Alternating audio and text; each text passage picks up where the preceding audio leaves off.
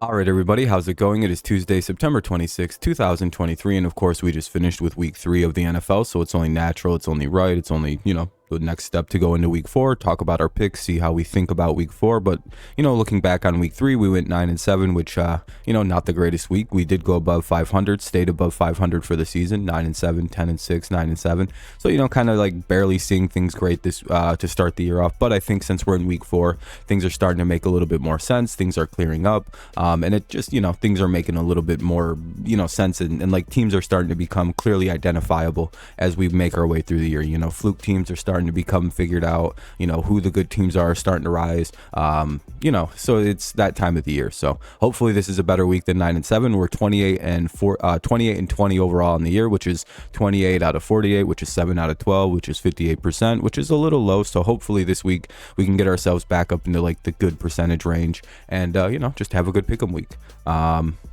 Yeah, as always, leave a like, subscribe to the channel if you're new around here. It helps the video out, makes the channel grow a little bit. But the more important thing is make sure you leave your picks, your thoughts below. I try to get back to everybody's comments as soon as I can. I think I get back to just about every single one of them. Some of them I'm a little late on, but that's just work and life, and stuff gets in the way. I think that's it though. Let's hop into the content. Sorry to interrupt you with the YouTube stuff, but you got to get it out of the way. Really would like to see the comments, so be sure to leave it down there. Don't be shy.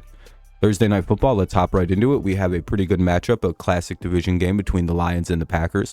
Lions are 1.5-point favorites with an over-under of 45.5. Lions coming off a 20-6 win versus the Falcons. Packers also coming off a 18-17 comeback win versus the Saints. In this game, I'm kind of feeling the Lions, right?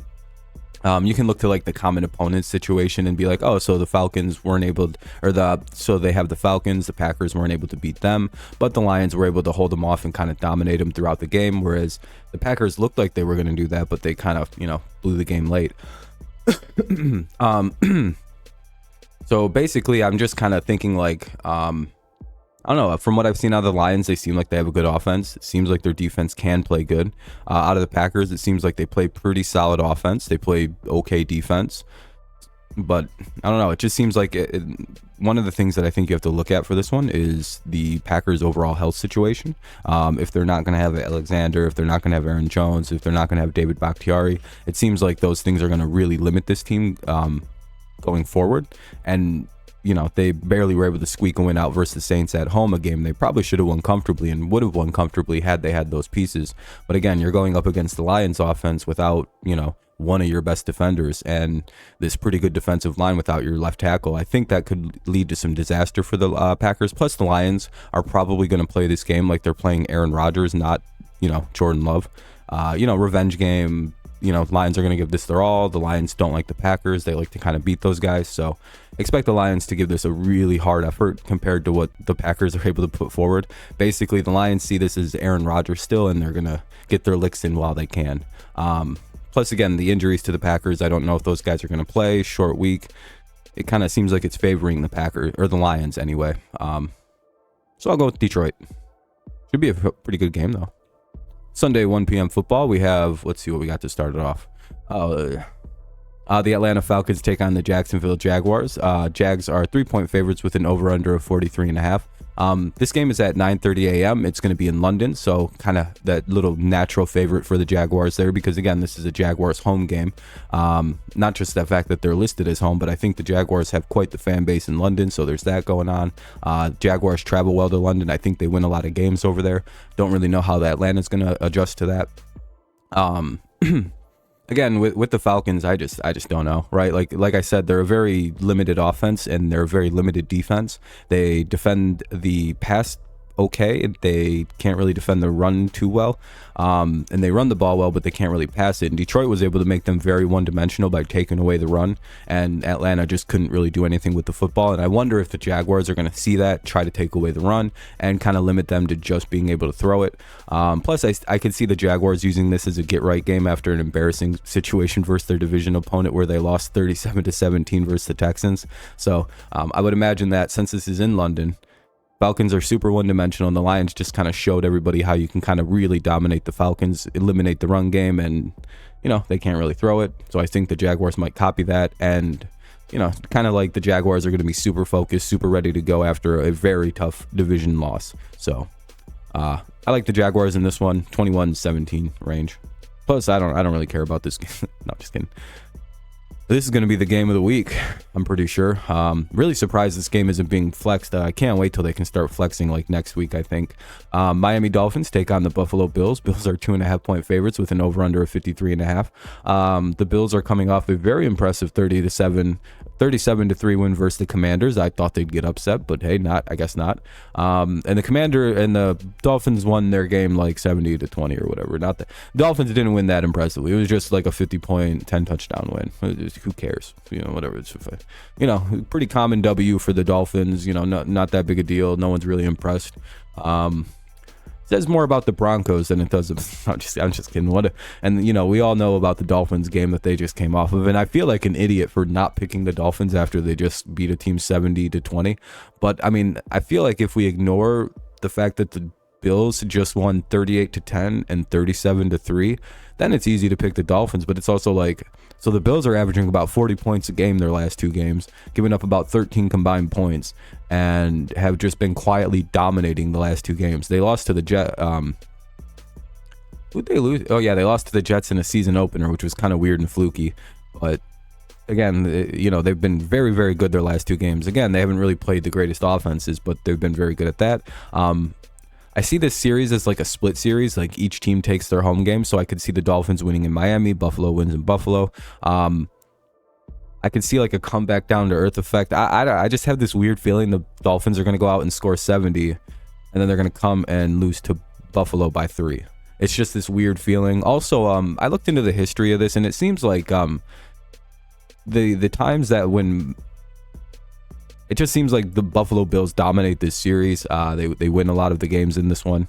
I don't know. Like the closest they've come, it seemed like it was the Skylar Thompson game, and that was like I don't even know what that is.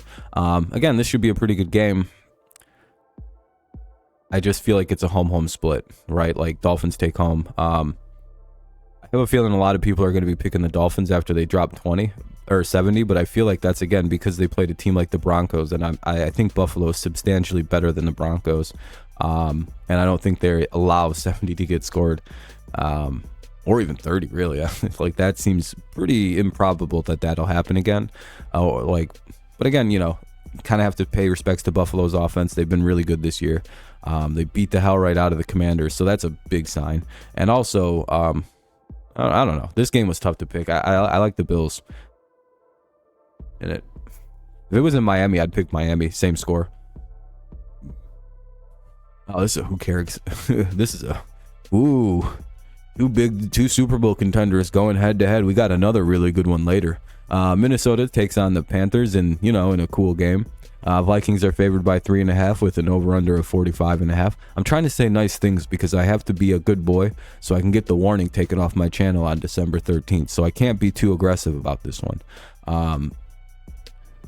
I really just don't care who wins. It's like Andy Dalton versus Kirk Cousins. I think that's literally, I don't know if Bryce Young's going to play. I don't really think that matters much. And if he doesn't, it's literally fucking Cousins versus Andy Dalton. I don't care about this game. It's two 0-3 teams that probably won't make the playoffs. The Vikings are going to wind up selling everybody to rebuild. Panthers are in the middle of a rebuild. The Vikings are coming off a loss. Panthers are coming off a loss. Somebody's going to walk away with a win or a tie. So I'm going to pick the Vikings because they're a better football team, kind of, than the Panthers. Ugh. I almost skipped right over this next game because they stacked them. They put two terrible games in a row on us. Oh my god. Well, it's the game of the year, folks. It's the Broncos versus the Bears. I don't even know how much time we should spend on this one. Broncos are 3.5-point favorite. You know how bad you have to be if you're the Chicago Bears for a team to lose 70-20, and then you're the home team Bears, and you're like a 3.5-point dog to a team that just lost by 50. That's how bad the season is for the Bears right now. That's a pretty new low. That's pretty incredible that there's 0-3 Vikings, 0-3 Panthers, 0-3 Broncos, and 0-3 Bears. They're all playing each other. It's freaking crazy. Somebody's walking away with a win or a tie. The Bears lost 41-10 to the Chiefs, so it wasn't like they lost any worse than the Dolphins or than the Broncos did. It's just the Chiefs started counting crow. I don't know. Take your pick. I'm picking the Broncos because they're not as shitty. Bears might lose all their games this year. They're that bad. That's all I got to say about this game is wow. You think the NFL thought that game was going to be as bad as it is? That might have a lot of people watching it just because a lot of people might, like, you know, just to see the shit show spectacle. Anyway, let's move on to a game that actually means something. The Baltimore Ravens take on the Cleveland Browns. Browns are 2.5-point favorites with an over-under of 41.5. I want to review this game on Saturday just to make sure where the Ravens are health-wise, because if they're missing as many guys as they were just missing against the Colts, they're going to lose this game. But I'm assuming that a lot of those guys are going to play this week, and a lot of that was just like 1 week weird like stinger situations, and a lot of those guys are going to be healthy and they'll be good to go. And that's why I have the Ravens winning this game. But I do want to review this later down the road because, again, the Colts lost 22-19 to the Colts, or the Ravens lost 22-19 to the Colts. Mainly, I think the Ravens lost that game because they had a number of like very important players out with injury, and the Browns are coming off a big 27-3 win versus the Titans. They looked very good on offense for the first time this year, I would have to say. Browns, again, are favored. I'm going with Baltimore in this if they're healthy, because I think the only time that the Browns actually beat the Ravens in the Lamar Jackson era has been when Tyler Huntley, and I think one time when Lamar was playing in like 2020 or 2019 or something like that. So it's kind of like it's very sparse when the Ravens actually lose to the Browns, and it seems like it's when the Ravens have a backup quarterback in the most recent games. So I kind of think that again, it's very specific in certain divisions. I'm no longer going against like how divisions play out, because when I do that, I always get shit wrong. Like when I pick the Steelers or the Browns over the Steelers. Not doing that anymore. Ravens seem to have a good spell. Harbaugh seems to beat these guys if they have a capable quarterback. I'm going to go with the Ravens. Again, I'm going to review this game. If the Ravens are missing a ton of guys, I might go with the Browns, because again, that's kind of just a situation where you have to take the Browns. The Ravens were missing like a ton of really good players. So if those guys are hurt again, I'm obviously going to go Browns, but right now I'm leaning towards Ravens if at least some of those guys play. And again, it seems like Lamar just has this magic over the Browns where he almost always wins.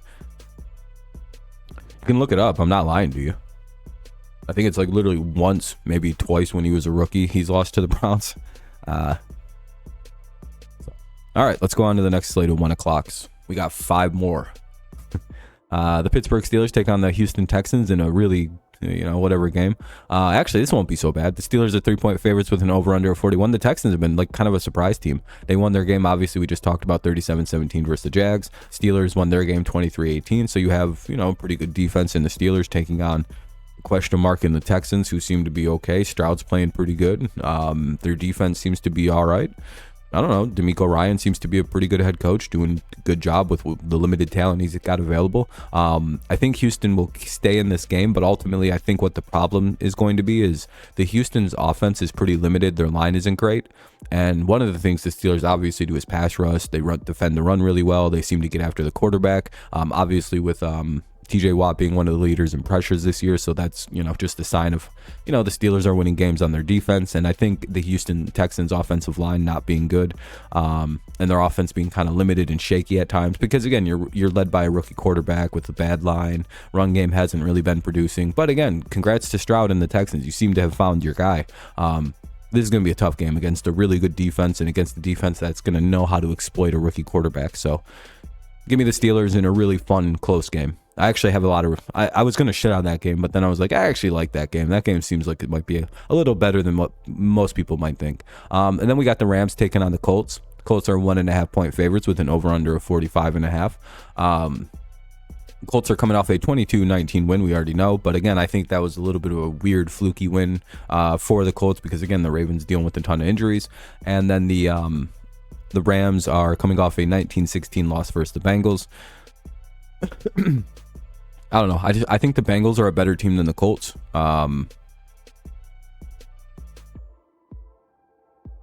Yeah, it's kind of like this weird, complex thing in my head where the Bengals are a better team than the.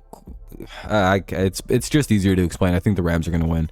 I think the Colts offensive line is so-so, and I think the Rams defensive front has been very good this year, shutting teams down. They've shut down pretty good offenses this year, Bengals being one of them.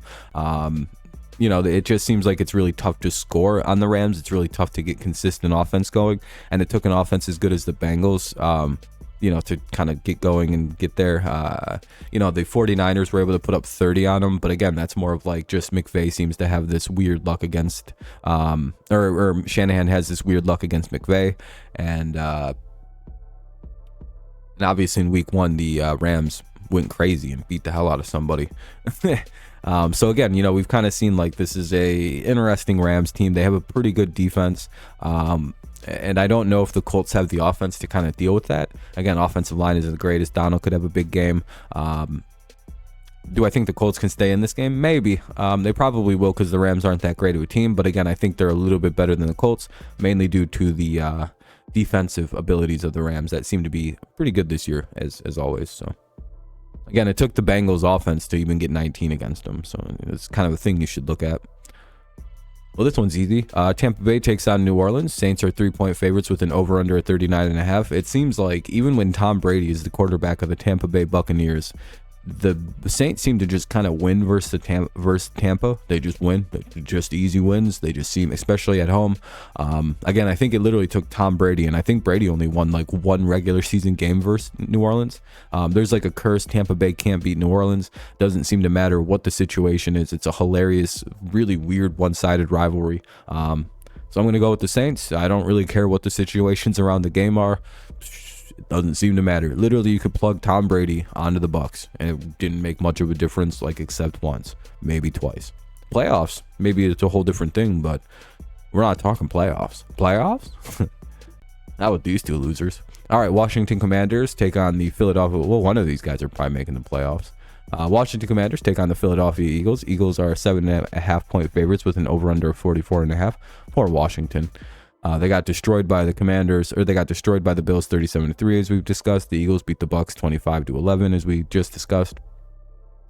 I don't know. Eagles seem to be a better team than the Commanders. Commanders, I don't know. Their offense imploded. They made a ton of mistakes, and they kind of seemed like the wheels finally fell off the offense. Their defense wasn't able to do anything, and I have no idea what happened to them. They looked really good the first 2 weeks, then last week it was like, oh boy. They played a real team, and it seems like everything just imploded on them. And the Philadelphia Eagles appear to be a real team, so you're going to have to...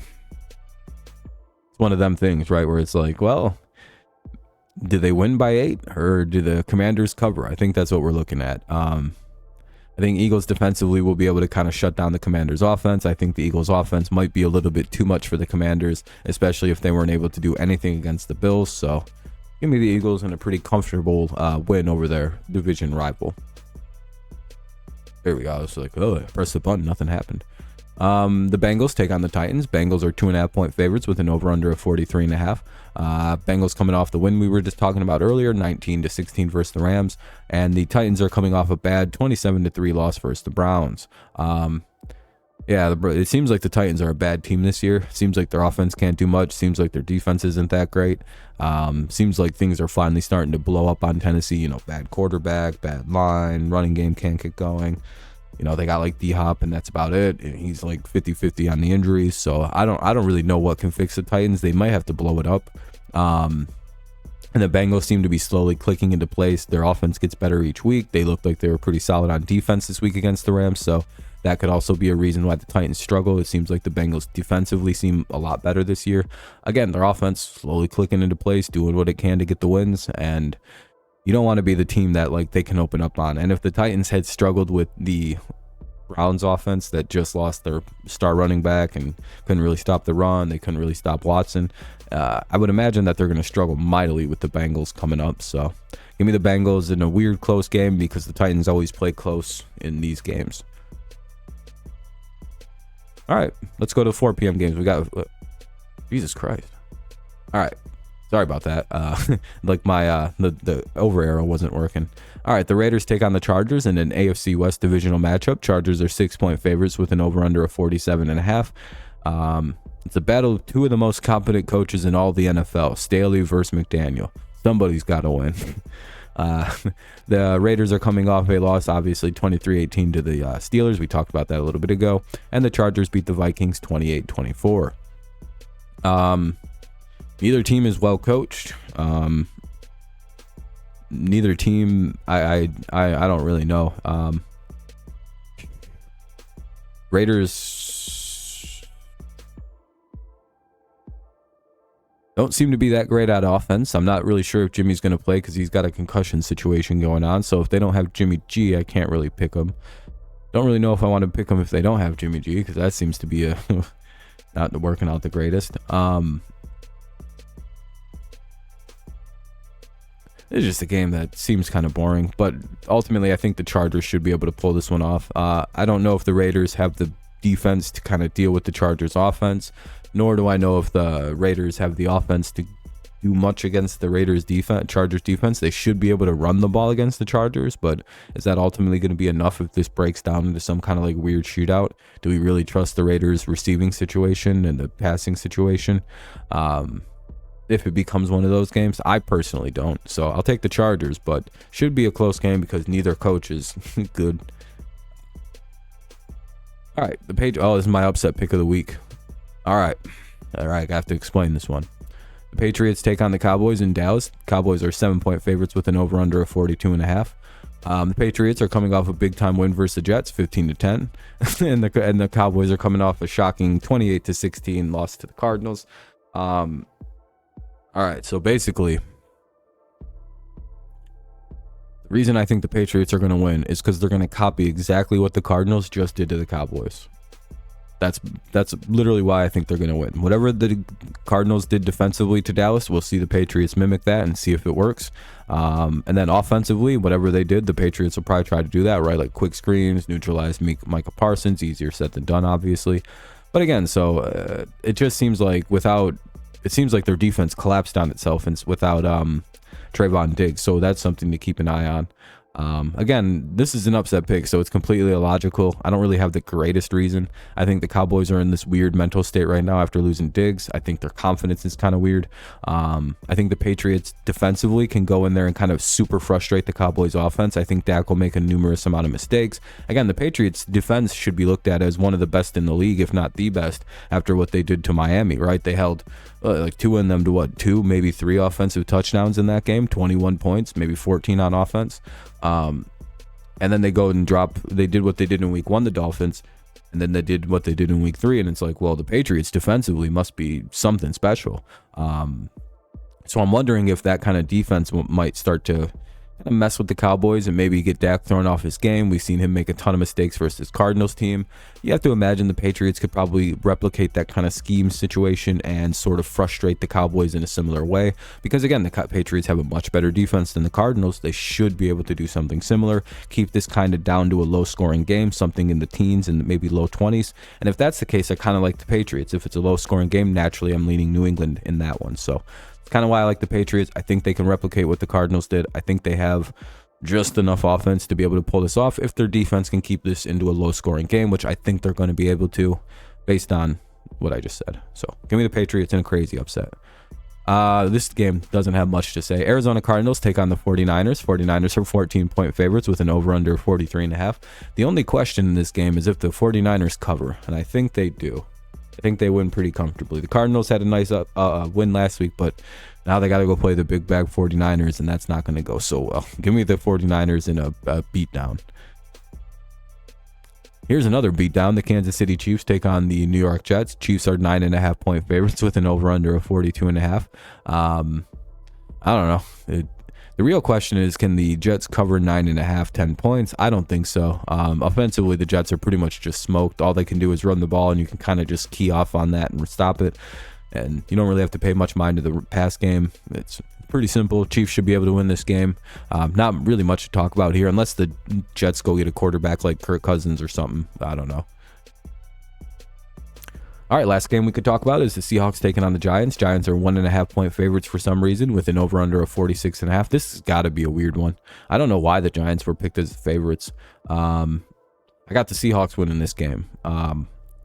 The only Giants win that they have this year is a win versus the Cardinals, which looks a little bit more impressive this week after the Cardinals beat the Cowboys. But again, that's like their only win. That's the only time they've looked good this year. They look bad versus the 49ers. They look bad in week 1. They look bad most of the game versus the Cardinals. So it's kind of hard to say the Giants are like a good team that's just had some bad moments, when it's like they're probably a mediocre team that's had a couple good moments based on what I've seen. Again, they could turn it all around and play good going forward, but we got to see it, right? I got to see that out of them. They've had one good quarter this season, and the rest is, well, maybe 2, because that first quarter against the 49ers was pretty good. So about 2 quarters in 4 games, in 3 games isn't good. Whereas the Panthers, they beat the Lions, they beat they beat the Lions, Panthers, the Seahawks have. They've looked pretty good on offense the last couple weeks, so they should be able to come out here and put some points up on a decent defense. Giants offensively, I'm not really sure if Barkley's going to play. I'm not really sure their overall health. I just really haven't been impressed enough by the Giants to confidently pick them in this game. So Giants can prove something this week by beating them, but I'm going to have to go with the Seahawks till they do so. All right, pick'em record, obviously we can show that. Boom, boom, boom. Like we said, 9-7, 28-20 overall. Hopefully things improve and we start, not being terrible at pick'em. But anyway, we're gonna wrap this up here because it's starting to go long. But yeah, that was our week 4 pick'em video. Hopefully this is a better week. Hopefully it's I'm thinking 16-0, but realistically it's like 10-6 or 11-5 or something like that.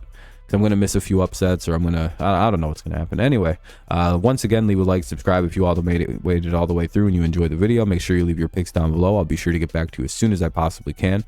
That's pretty much that for this video. So week 4 down the drain, out of the way. We're a quarter of the way through the season, basically. A little bit of, 17 games is so hard to find a quarter point. Is it 4? Is it 5? I don't know.